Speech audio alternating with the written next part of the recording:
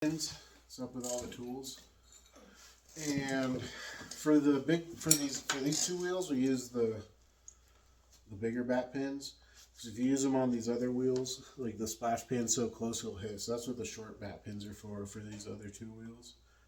So we've got the longer pins for these wheels.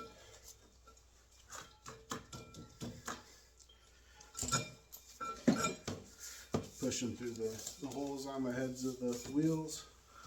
And so when you're getting these bats on here, the way I'll do it is there's these three little nubs on the side of the bat. That's the hole you want. This one only has one nub. You know that's not going to line up with these bat pins. So the one with the three, I put my middle finger on it, and that way I can just kind of line it up. Feel with the back of my fingernail where those pins are at, and then I can kind of drop it out right onto the pins there. So that way, because I can't, see where the pins are, so I just kind of do it by feel and make sure it's on there. Am I supposed to be throwing with that every time? No, it's throwing with the bat's kind of a little loose when you're throwing on the bat pins like this. It's not as nice. It's nicer to throw right on the wheel head. So like something narrower, like a cup or something, or vase, things like that you do on the wheel head. But for a plate, or even a small bowl, a big bowl you probably want a bat. But for a plate, you definitely want a bat because you're making this big long disc. So to get it, you wouldn't be able to. There's a technique where you can get a plate off of the wheel head where they'll. I'm not going to teach that for the beginner class, but you get it wet. You cut it off, and you get it really wet, and you actually slide the plate off. And that's like a technique that people will use to get things off. But as a beginner, just use the bat for making plates and things like that. So we get stuck to the wheel head, same way we always do. And because this is a slightly bigger piece of clay, we're using 4 pounds for this plate. You want to give it a little wheel wedge, and that just really gets everything aligned better, especially on this recycled clay, because it's just all the clay particulates are all switched up. It hasn't gone through like the pegging process.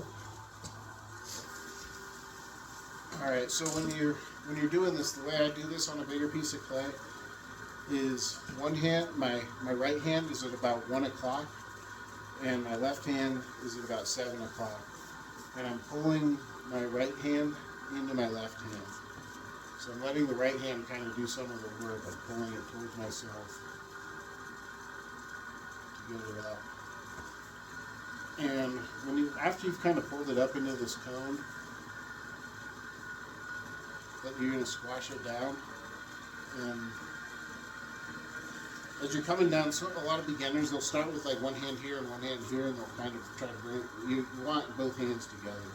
Start at the top with both hands together when you're coming down. I'll show you real quick a couple things that I see people have trouble with when you're learning. Is they're going to start to get like this hole as they're bringing it down, and you somehow end up with a hole in the middle of the clay. And all you do when you have something like that is you're going to start working the clay down, just work that edge of it, right here on the very edge of it. Just work that back down into the clay when that hole starts. Because if you just keep letting that thing develop, you're going to get some issues later. So just keep it, always smooth that off. Another thing would be another one here. So, and usually 2 wheel wedges are good.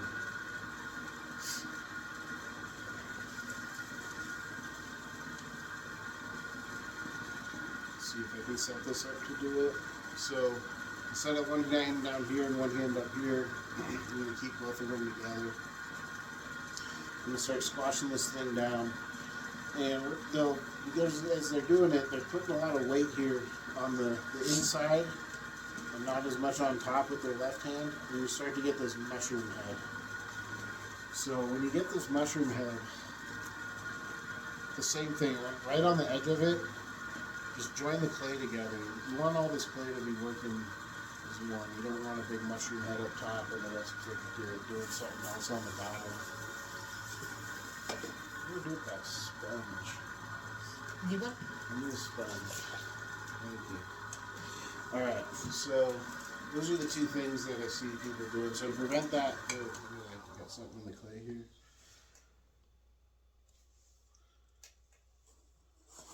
Alright, so to prevent something from like that happening, I'd say try to keep your hands touching solid and move as like one instead of having them drift apart and allowing the clay to kind of start to slip in between these two hands.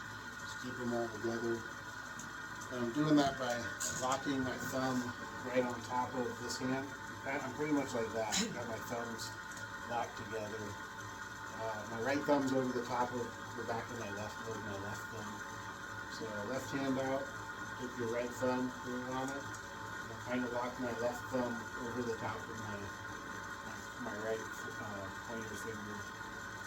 So from there, that's how I'm pressing So like this? down. Move your right thumb back a little bit. See how her right thumb is sitting like right here? Instead of being up here, it'd be like right here. Yeah.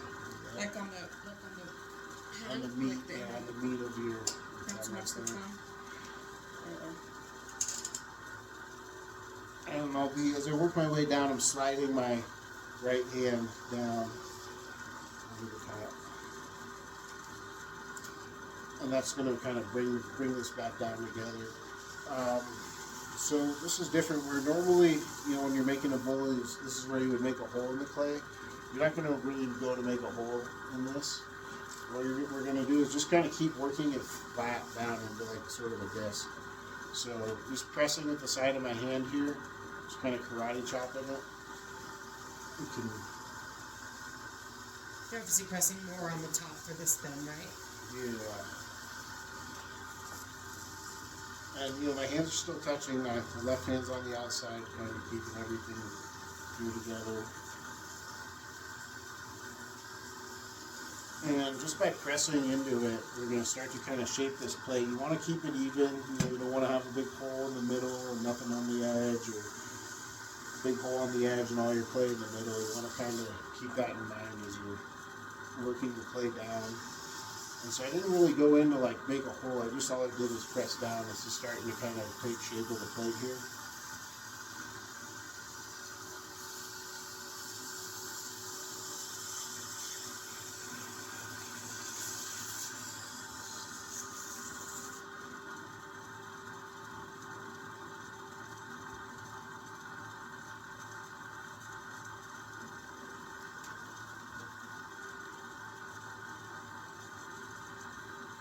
Yeah, don't go so flat where you only have like a 1/4 inch or something. That's not going to be enough for the bottom. So I used 4 pounds of clay to get this to about where it is.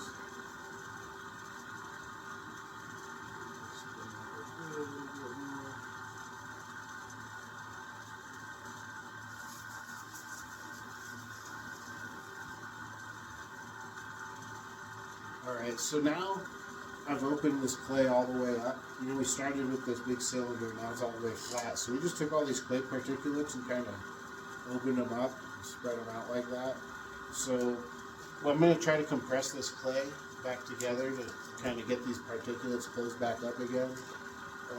Because plates are really prone to cracking.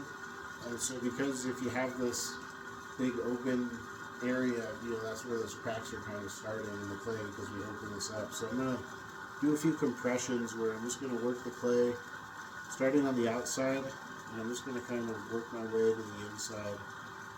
And this time I'm also going to kind of try to start using this to level everything off. Make this really smooth.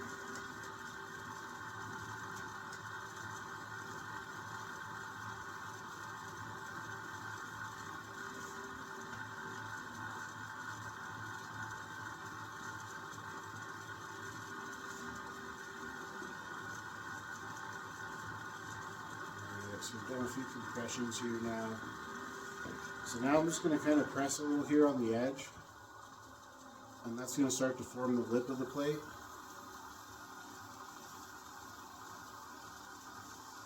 And I'm going to pull just a little bit with my inside hand. I don't have to pull a lot. That's going to start lifting up the edge of this plate.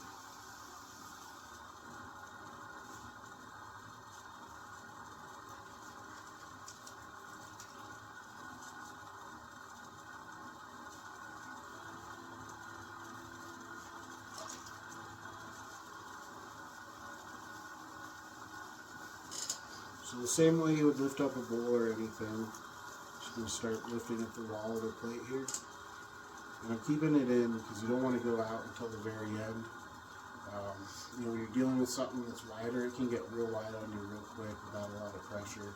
So just kind of take your time with this part. Don't try to rush it. Any little movement will really move it a lot. Like when you're further in, the tighter doesn't show up so much. But like this will expand quicker, I suppose. Has a tendency to want to. So just keep it in until you're ready to go in. So lifting up my wall.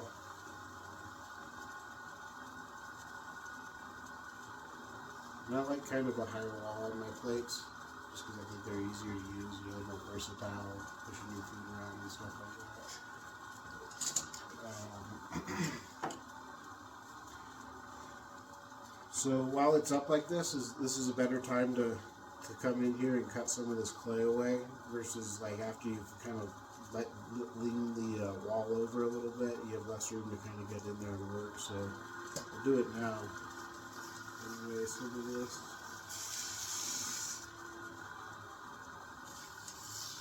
And this plate's gonna get trimmed later, so I'm not like too concerned about trying to get this exactly perfect.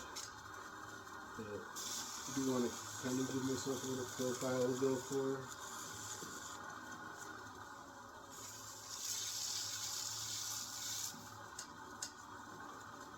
So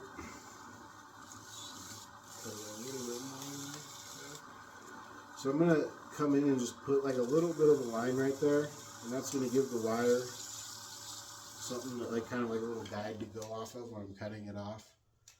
So just at the very bottom, there's just like an extra little cut in there to drag the wire along. Let's see.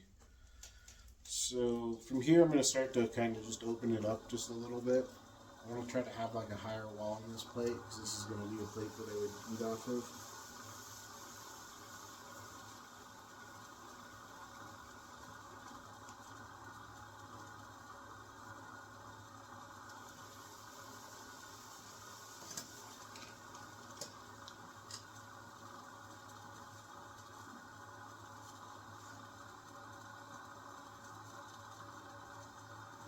Alright, now I'm going to smooth off the bottom, because if you're eating off of this thing, you want it to be, you don't really want to eat off of like a textured kind of thing.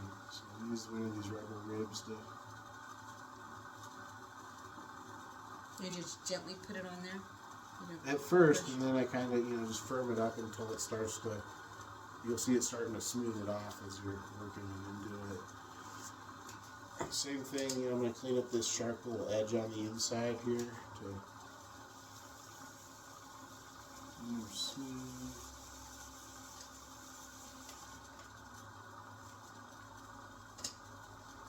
Gosh. Oh, sorry.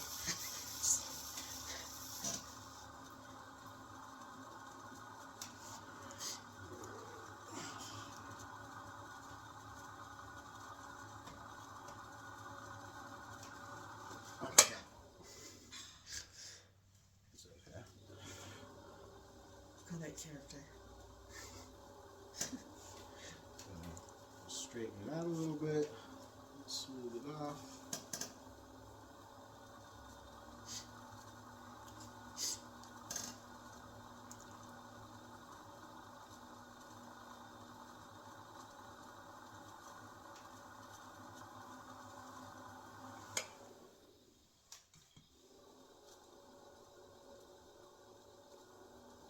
Getting that high spot down.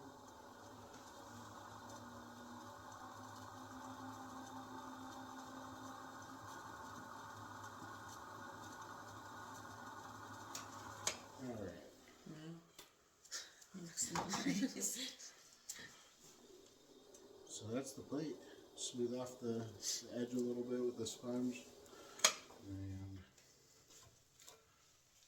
so when you're all done, you can just kind of lift it off with the bat. So this is like a plate that I like to use to eat off of. I just think it works good. It's got a little bit higher of an edge than you typically see. Yeah. Yesterday we did these decorative plates.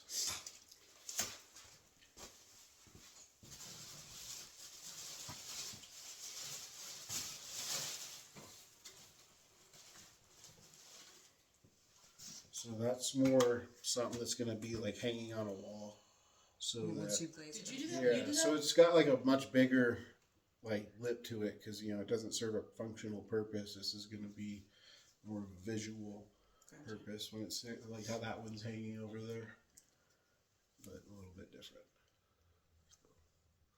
And you made that? Yeah, I did these. The students make that? Yeah, these are I got quick learners. kind of like other examples of like this is kind of similar to what I just did there. That's kind of the same concept. And then this one is a it's got a lot deeper of a dish, so like it can double as like either your pie dish It's or like your frosted something. dish. Yeah, you can serve more than just it works as a plate, or it's kind of in between a bowl and a plate. So That's a kind great of serving another- dish. Yeah, so I actually have a lot of these in my house because I just think they make better plates than your typical plate. Yeah, they're multifunctional. Yeah.